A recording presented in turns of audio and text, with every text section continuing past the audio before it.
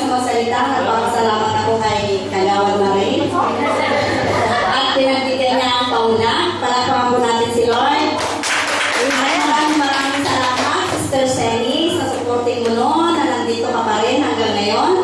Sister Pine, Sister Wayne, Sister Brother Agent, at lahat-lahat po natin mga kapatid. In behalf of Sister Edith po, kasi wala po siya dito, sabi ko sa kanya, sumulat siya sa papel kahapon. Sabi niya, sis, wag na kasi magagahol sa oras. Sabi niya, magsalita ka na lang at i-video ni or re-record ni Sister Che. Sabi niya, wag na. Sabi niya, isalitaan mo na lang ako. So, siya muna ang isasalitaan ko bago ako. Sabi ko, kasi mapapanood naman ni Sister Edith yan kasi naka-record. Kaya, sabi niya sa akin, mula kagabi hanggang kanina na nag-follow up nga siya.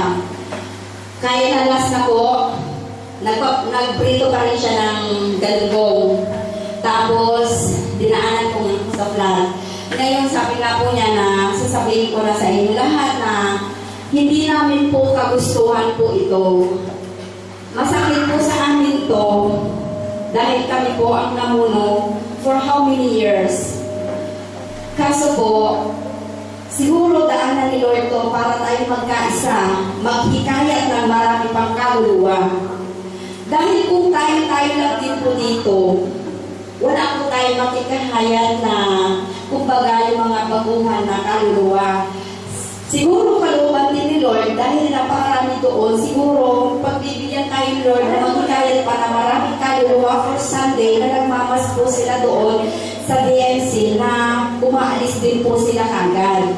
Alam ko po na maraming may gusto pa at lalo din po kami. Pero ipagsakamay po natin na si Lord na mag-desisyon kung ano po yun. For the meantime po, yun po ang kalooban na larapin pa tayo doon at magkakaisa po.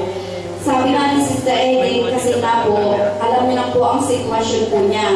Humingi po siya ng kapatawaran sa ating lahat, sa inyong lahat, na hindi na po niya magagampanan ang kanyang tungkulin po ngayon dahil nga po sa sitwasyon po niya ay huwag na maintindihan din po siya. At hindi po pwede na magpapatuloy po na wala po isang core group. Kasi kailangan po talagang kumpleto ang tatlong core group na magkasama po.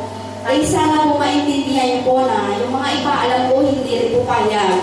Wala po may payag po ito dahil dito po tayo nagsimula na magsama-sama, dito po tayo nagsimula sa hirap at ginhawa, may tampuhan pero nagkakaayusan din po. Yun po ang pinasasalamat din po ni Sister Edith sa lahat ng inyong mga tulong, pagkakaisa.